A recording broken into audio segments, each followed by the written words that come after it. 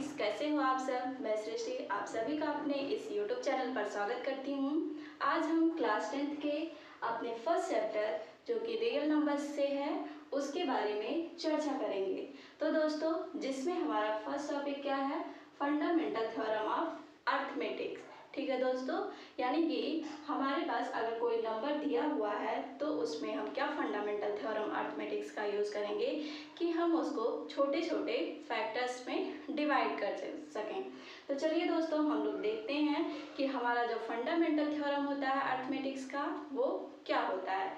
सबसे पहले इसमें दोस्तों आप लोग ये जान लीजिए, आप लोग को कंपोजिट नंबर के बारे में जानना चाहिए जो इसमें यूज़ होगा। कंपोजिट नंबर क्या होते हैं दोस्तों, वो नंबर्स जिनको हम किसके रूप में ले सकते हैं, पावर्स ऑफ प्राइम्स, यानी कि product of powers of primes, यानी कि जो प्राइम्स नंबर होते हैं, प्राइम नंबर्स होते हैं, उनके पावर्स के प्रोडक्ट के रूप में हम कंपोजिट नंबर को लिखते हैं। ठीक है दोस्तों, तो चलिए हम अपने टॉपिक पर आगे बढ़ते हैं, जो कि हमारा टॉपिक क्या है, फंडामेंटल थ्योरम ऑफ अर्थमेटिक्स, जिसको हम क्या कहते हैं। जैसे कि अगर हमारे पास कोई कंपोजिट नंबर है तो उसको हम प्राइम नंबर्स के फैक्टर्स के रूप में कैसे फैक्टराइज करेंगे, इसी के बारे में जो फंडामेंटल थ्योरम ऑफ अर्थमेटिक्स होता है वो हमको बताता है।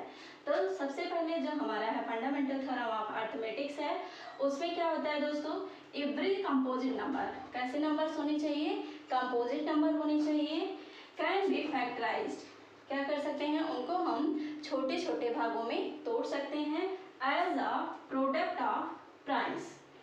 किसके प्रोडक्ट में, प्राइम्स, यानी कि अभाज्य संख्या जिसको हम कहते हैं, यानी कि ऐसे नंबर्स जिनको हम अन्य किसी संख्या से डिवाइड नहीं कर सकते हैं, वो क्या होते हैं, हमारे प्राइम नंबर्स होते हैं।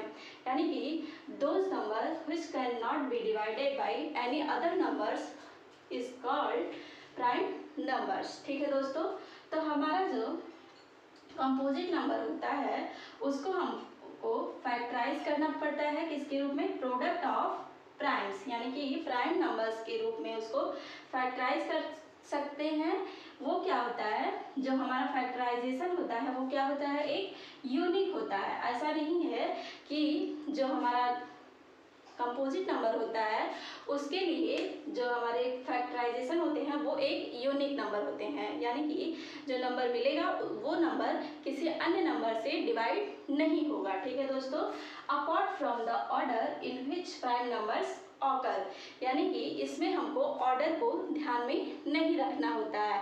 ऐसा नहीं होता है कि मतलब हमको उसमें ऑर्डर को देखना है कि कौन सा नंबर पहले रहेगा कौन सा नंबर बाद में रहेगा। हम कोई भी नंबर को पहले लिख सकते हैं और कोई भी नंबर को बाद में, इसमें ऑर्डर को नहीं ध्यान दिया जाता है। तो जो हमारा फंडामेंटल थ्योरम ऑफ अर्थमेटिक्स होता है दोस्तों, वो क्या होता है, जैसे हमारे पास कोई कंपोजिट नंबर होता है तो उस कंपोजिट नंबर को हम फैक्टराइज कर सकते हैं किस फॉर्म में, as a product of primes, यानी कि प्राइम नंबर्स के प्रोडक्ट के रूप में हम उसको क्या कर सकते हैं, फैक्टराइज कर सकते हैं। और जो ये फैक्टराइजेशन होता है हमारा दोस्तों, वो कैसा होता है, यूनिक नंबर्स होते हैं। जो हमारे फैक्टराइजेशन से मिलता है हमको प्राइम नंबर्स, वो कैसे होते हैं, एक यूनिक नंबर होता है, apart from the order in which prime numbers occur, यानी कि जिस ऑर्डर में वो लोग प्राइम नंबर्स हमको मिलते हैं उसके ऑर्डर को हमको ध्यान में नहीं देना होता है। ठीक है दोस्तों, चलिए हम एक एग्जांपल लेते हैं। माना एग्जांपल के लिए let x is a composite number.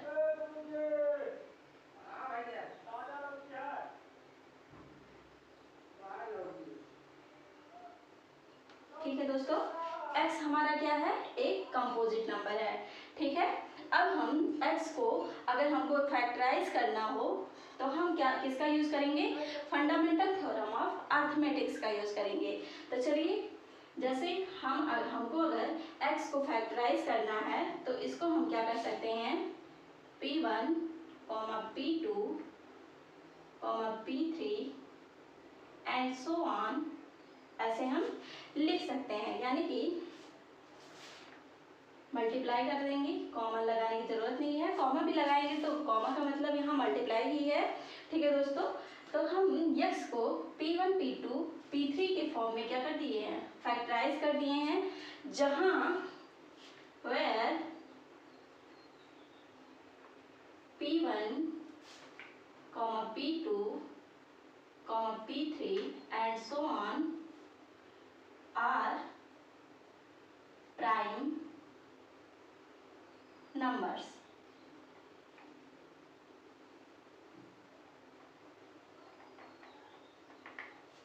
ठीक है दोस्तों। तो जैसा कि हमारे पास कोई एक कंपोजिट नंबर x है, x हमारा क्या है, कंपोजिट नंबर है। अब हमको अगर x को फैक्टराइज करना है तो हम मान लेते हैं कि हमको फैक्टराइज करने पर, x को फैक्टराइज करने पर P1 P2 and P3 and so on ऐसे कुछ हमको नंबर्स मिले हैं, ठीक है दोस्तों, फैक्टराइजेशन पर। तो जो P1 P2 और P3 होते हैं वो क्या होते हैं, प्राइम नंबर्स होते हैं।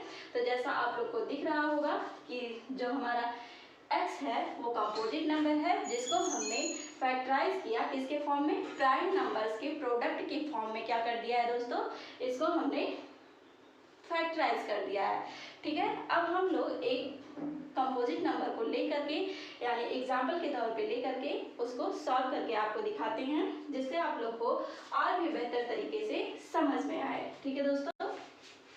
चलिए हम एक उदाहरण लेकर के देखते हैं कि जो कंपोजिट नंबर होता है हम उसको प्राइम नंबर्स के रूप में कैसे, प्राइम नंबर के प्रोडक्ट के रूप में कैसे डिवाइड करते हैं, फैक्टराइज करते हैं। एग्जाम्पल के लिए हम कोई भी नंबर्स ले लेते हैं, जैसे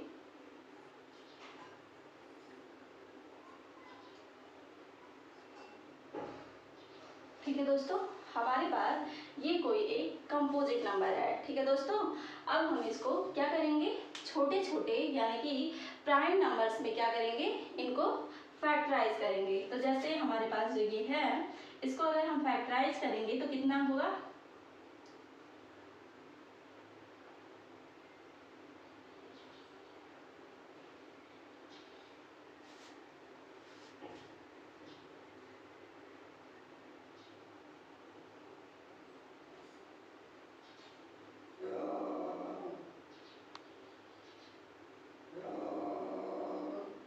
ये कितना हो गया, 2 2 जा 4, 4 2 जा 8, 8 2 जा 16, 16 2 जा 32 और 32 2 जा कितना हो जाएगा 64, और 64 2 जा जो होता है हमारे पास वो कितना होता है दोस्तों 128, ठीक है। ये हमारे पास कितना हो गया 128, ठीक है। अब हम आगे देखते हैं, 128 2 जा 256, फिर लास्ट में हमारे पास क्या आ जाएगा दोस्तों, एक बार हम और फैक्टराइज कर देंगे तो ये कितना हो जाएगा 256 2 जा कितना हो जाएगा दोस्तों हमारा 512, ठीक है।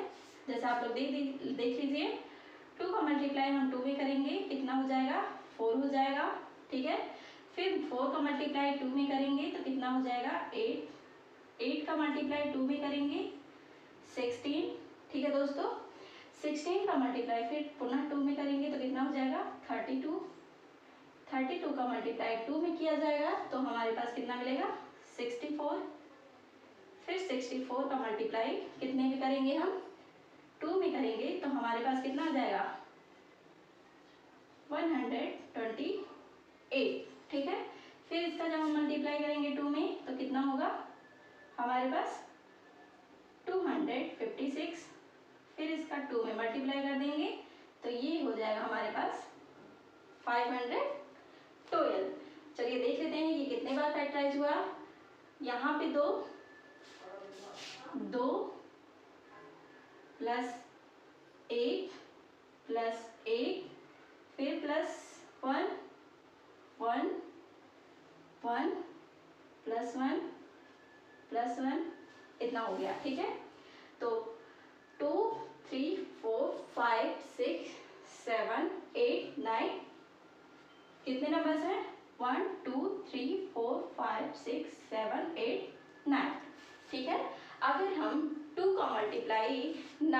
कर दें, 9 टाइम्स कर दें तो हमको क्या मिल जाएगा, 512 मिल जाएगा। ठीक है दोस्तों, हमको कितना मिल जाएगा, 512 मिल जाएगा। यानी कि जो हमारा 512 है उसका जब हम फैक्टराइजेशन करेंगे तो हमको फैक्टराइजेशन में प्राइम नंबर्स में क्या मिलेगा, केवल 2 मिलेगा। यानी कि जो हमारा 512 का फैक्टराइजेशन है वो क्या है, केवल 2 है। यानी कि 2 की घात के रूप में हम क्या कर सकते हैं, 512 के फैक्टराइजेशन को एक्सप्रेस कर सकते हैं। ठीक है दोस्तों, इसको हम किस फॉर्म में फैक्टराइज कर सकते हैं, 2 के पावर इज इक्वल टू 2 के पावर 9। ठीक है दोस्तों, यही हमारा क्या है, जब हमने इसमें फंडामेंटल थ्योरम ऑफ अर्थमेटिक्स का यूज किया तो हमको 512 को हम किस फॉर्म में लिख सकते हैं, 2 के पावर 9 के फॉर्म में लिख सकते हैं। ठीक है दोस्तों, अब हम एक उदाहरण के रूप में आप लोग को देते हैं जो कि आप लोग अपने होमवर्क के रूप में लगाएंगे। अगर उसमें कोई आप लोग को डाउट रहेगा तो आप लोग कमेंट बॉक्स में कमेंट करिएगा कि आप लोग को क्या डाउट है। ठीक है दोस्तों, एक एग्जांपल, जैसे हमारे पास 84 है। ठीक है दोस्तों, इसको क्या करना है, इसका फैक्टराइजेशन करना है।